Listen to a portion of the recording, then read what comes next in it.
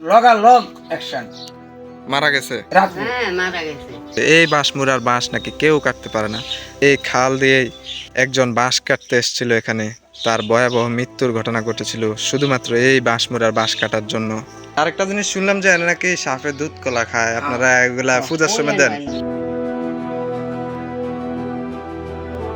এদিকে আসলে কি সাপ পাওয়া যায়? বেহুলা লক্ষিন্দরকে নিয়ে ভেলায় করে এই খাল দিয়ে এসেছিল, তখনই নাকি নৌকার কোনো একটা কাঁচা বাঁশ থেকে এই বাঁশমুড়াগুলা সৃষ্টি হয়েছে। দেখেন আজ সেই মনসামুড়া নামে এই জায়গাটা পরিচিত এবং সাপেদের অভয় আশ্রম। আজকে আমরা যাচ্ছি হচ্ছে ভুইয়ারা গ্রামে মনসামুড়াতে, যেটি চাঁদপুর জেলার ঐতিহাসিক একটি জায়গা, যেখানে নাকি এই বাঁশমুড়ার বাঁশ কাটলে কিংবা কোনো জিংলা কাটলে সেই জায়গায় সাপ হয়ে যায়। সেই জায়গার মধ্যে আপনাদেরকে নিয়ে যাব এবং রহস্যময় জায়গাটা ঘুরে দেখব, আসলেও কি সেই বাঁশমুড়া থেকে বাঁশ কাটলে সাপ হয় কিনা সেটাই আপনাদেরকে দেখানোর চেষ্টা করব। তো এই মুহূর্তে রয়েছি ভুইয়ারা গ্রামে, পাশে ওই যে দূরে হচ্ছে মনসামুড়া। সো ওই পাশে একটা ছোট রাস্তা রয়েছে, ওই রাস্তা দিয়ে আমরা যাওয়ার চেষ্টা করব। আর আজকে আমার সাথে রয়েছে হচ্ছে শিহাব, আর এবং আমরা যাচ্ছি হচ্ছে এই ডেক্সার বাইকটা দিয়ে। তো সম্পূর্ণ যাত্রাটা আপনাদের সাথে তুলে ধরবো। চলার পথে এই সুন্দর জায়গাটিকে দেখে থামতে বাধ্য হলাম। নতুন জায়গা, নতুন পরিবেশটাকে উপলব্ধি করা এবং কিছুক্ষণ কাছ থেকে দেখা যেন সৌভাগ্যের ব্যাপার। এই সড়কটি মিলিত হয়েছে ঢাকা চট্টগ্রাম মহাসড়কের সাথে। পাশেই বাইকটিকে রেখে জায়গাটাকে উপলব্ধি করলাম। কিছুক্ষণ বিরতি দিয়ে আবারও যাত্রা শুরু করি। আজকে যেহেতু আমাদের গন্তব্য মনসামুড়া, জায়গাটি অবস্থিত চাঁদপুর জেলা কচুয়া উপজেলার ভুইয়ারা গ্রামে। যাওয়ার সময় রাস্তার দুপাশের দৃশ্য দেখে অভিমুখ হলাম। রাস্তা চলার পথে এমন দৃশ্য চোখে পড়লে কিছুটা ক্লান্তি দূর হয়ে যায়। কচুয়া থেকে 20 মিনিটে বাইকে করে চলে আসি মনসামুড়ায়। এই যে রাস্তাটা দেখতেছেন, এটা হচ্ছে মেইন রোড চলে গেছে, এটা মেইন সড়ক এবং মেইন সড়ক থেকে একটা বাইপাস রোড আসছে, এটা দিয়ে আপনারা এই মনসামুড়াতে চলে আসতে পারবেন। আর সামনে হচ্ছে সেই মনসামুড়া মন্দিরটি। আর এই যে বিশাল বড় বড় বাঁশ ঝাড় রয়েছে এখানে প্রচুর। রাত্রে কি এই জায়গার কোনো পরিবর্তন ঘটে? হ্যাঁ ঘটে ঘটে, আমরা তো অনুষ্ঠান করি তো। আচ্ছা, আপনি কি এনে থাকেন নাকি? আচ্ছা আচ্ছা, আপনি কি এনে কোনোদিন সাপ দেখছেন? না না, আমি সাপ দেখি সাপ দেখেন নাই? না। আরেকটা জিনিস শুনলাম যে এনে নাকি সাপের দুধ কলা খায়, আপনারা এগুলা পূজার সময় দেন? কোন জায়গায় দেন তো একটু? ওই যে ওই যে গর্ত, এই যে এই জায়গায় এনে কি আসলে কি সাপ পাওয়া যায়? এই যুগে এসেও গ্রামের মানুষের এমন সহজ সরলতা দেখে সত্যি বিচলিত হলাম। অনেকটাই অন্ধবিশ্বাসে এখনো কাটছে তাদের সময়। লোকমুখে শোনা যায় 1940 সালে একদল বেদে এসেছিল এই মনসামুড়াতে সাপ ধরার জন্য। গ্রামের এই যে পিছনে যতগুলা গ্রাম দেখতে পাচ্ছেন, ওই গ্রামের শত শত মানুষ এখানে বের করেছিল সাপ ধরা দেখতে। কিন্তু কি এক আশ্চর্য ঘটনা ঘটে গেল, হঠাৎ করে এই যে জায়গাটা দেখতে পাচ্ছেন, জায়গাটা গম্ভীর যে রূপ নেয়, জায়গাটা ভয়ঙ্কর হয়ে উঠে। তারপরে নাকি সেই সাপুরে এখান থেকে পালিয়ে যেতে বাধ্য হয়। পরবর্তীতে খবর আসে সেই সাপুরিয়া নাকি নাকে মুখে রক্ত বের হয়ে মারা গিয়েছে। এই হচ্ছে সেই বাঁশমুড়া, যে মনসামুড়ার বাঁশমুড়া দেখতে পাচ্ছেন।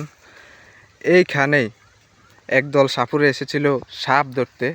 হঠাৎ করে এই জায়গার একটা গম্ভীর পরিবেশ দেখে এই জায়গা থেকে চলে যেতে বাধ্য হয়েছিল এবং পরবর্তীতে শোনা যায় সেই সাপুরে নাকি সাপের কামড়ে মারা গিয়েছিলেন। সো তারপর থেকে এ জায়গায় আর কখনো কোনো সাপুরে আসেনি সাপ ধরতে। এরকম বাঁশ যার আদৌ কোথাও দেখেছেন কিনা? কিসে এত সাপ ছিল নৌকার মধ্যে? এই বাঁশমুড়ার মধ্যে নাকি বিভিন্ন সাপ রয়েছে। একটি বাঁশ কাটলে নাকি সাপের উপস্থিতি চলে আসে। সো দেখেন বাঁশমুড়াটা দেখতেও কিন্তু ভয়ঙ্কর। আর এখানে নাকি প্রচুর সাপ রয়েছে ডালে এবং বাঁশের ভিতরে। কেউ বাঁশ কাটলে এই জায়গাটায় হচ্ছে সাপ চলে আসে। তো এরকম লোককথা রয়েছে, কিন্তু বর্তমানে কোনো বাঁশ কাটা হচ্ছে না। মানুষ এই জায়গাটাকে, হিন্দু ধর্মের মানুষ জায়গাটাকে অনেক ভক্তি করে, যার কারণে কোনো বাঁশ কাটা হচ্ছে না এই মুহূর্তে। কেউ কখনো বাঁশ কেটেছে কিনা সেটার চিহ্নটা খোঁজার চেষ্টা করব। দেখেন পাচ্ছি না, তারপরও এখানে দেখতে পাচ্ছি প্রত্যেকটা মুড়ার মধ্যে হচ্ছে বাঁশ মারা যাওয়ার চিহ্ন রয়েছে, কিন্তু কোনো কাটার চিহ্ন নাই। তো কেউ এই জায়গায় বাঁশ কাটার সাহস করেনি আজ পর্যন্ত। বাঁশ কাটটা নিয়ে গেছিল গরু ঘরের জন্য। তো ওনারা নাকি স্বপ্নে দেখছে, এটা কি সত্যি? হ্যাঁ ওই দোয়ানো মেরে রেখেছি দোয়ান মরে রয়েছে কিন্তু এটা কোন জায়গায় করছিল? বিয়ারা এই বিয়েরা এই গ্রামেরই একজন বাঁশ কাটতে এসেছিলেন এখানে, এবং তিনি বাঁশ কেটেও নিয়ে যান গরুঘর করার জন্য। তিনি এগুলাকে পরোয়া না করেই সব হিস্টোরি জেনেও তিনি একটি বাঁশ কেটেছিলেন এই মুড়া থেকে, এই জার থেকে। তারপরে তার রাত্রে স্বপ্নে তাকে দেখানো হয়েছিল বাঁশ ফেরত দেওয়ার জন্য, এবং তিনি যখন এই জায়গায় বাঁশ ফেরত দিচ্ছিলেন না, এক পর্যায়ে তার নাকে মুখে রক্ত বের হয়ে সে মারা যায়। তখন তার পরিবারের সকল লোকেরা চিন্তা ভাবনা করে এখানে বাঁশ ফেরত দিয়ে যায়। সো আজও এই জায়গাটা রহস্যময়। তো এখানে আরেকটা জিনিস শুনলাম যে এনে নাকি কেউ বাঁশ কাটতে পারে না, এটা কি সত্যি? এনে কি কেউ বাঁশ কাটে না? তাহলে আপনারা কইতেছেন এই জায়গার মধ্যে মানুষ দুধ কলা দেয় না? হ্যাঁ এই জায়গা এটার ভিতরে বন্ধুরা দেখেন, এই জায়গার মধ্যে হচ্ছে দুধ কলা দেয় সাপকে, আর সাপ নাকি এই জায়গায় দুধ কলা খায়। সো এটাকে সুড়ঙ্গটা কতটুকু গভীর? এই যে যেটা দেখতেছি আছে এক দেড় হাত 1-1.5 হাত। দেড় হাতের মতো আচ্ছা, ওনারা বলতেছে যে এখানে সাপকে দুধ কলা দেওয়া হয় এবং সাপ নাকি এটা খায়। আর এই হচ্ছে সেই মন্দিরটি।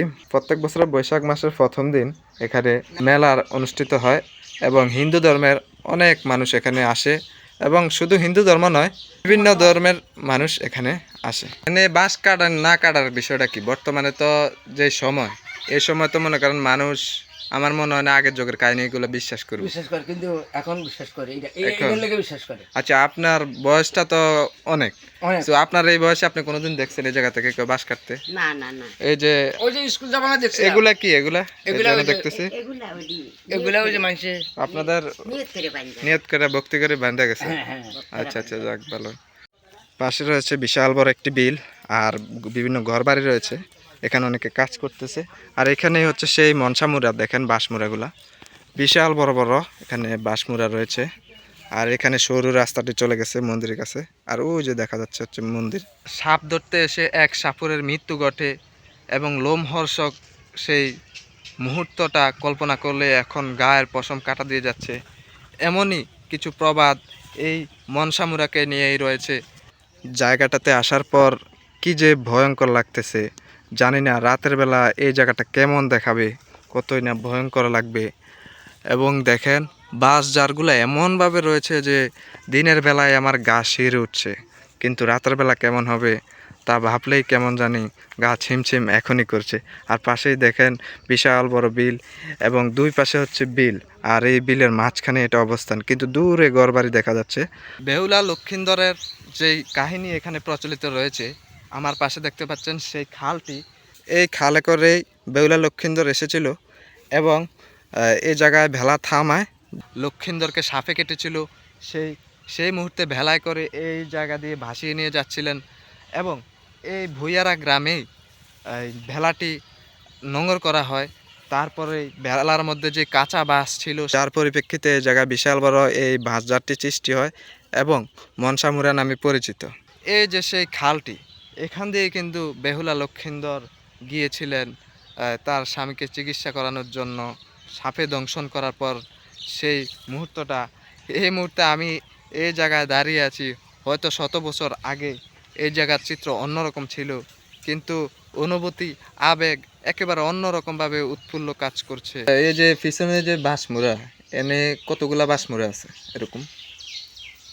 14টা মুড়া ছিল 14টা ছিল। 14টা ছিল এখন মনে কমে গেছে আচ্ছা মরে যায় আচ্ছা। এদিকে আসছিল আরো বর্তমান যুগে এসেও এমন ঘটনা, এমন বিস্ময়কর অতীতের ঘটনাগুলো বিশ্বাস করা আসলেও সত্যি অনেকটা ট্রাপ, কারণ এই ডিজিটাল যুগে এসে মানুষ এগুলো বিশ্বাস করতে চাইবে না।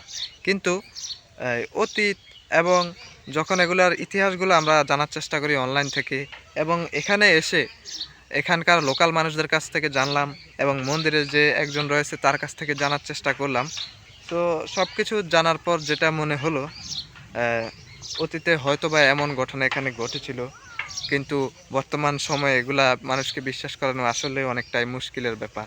জায়গাটিতে কিছুক্ষণ ঘোরাঘুরি করার পর এবং গ্রামের মানুষের সাথে কথা বলে যেটা বুঝতে পারলাম, বর্তমান সময়ে এসেও তারা এমন ঘটনাকে বিশ্বাস করেন।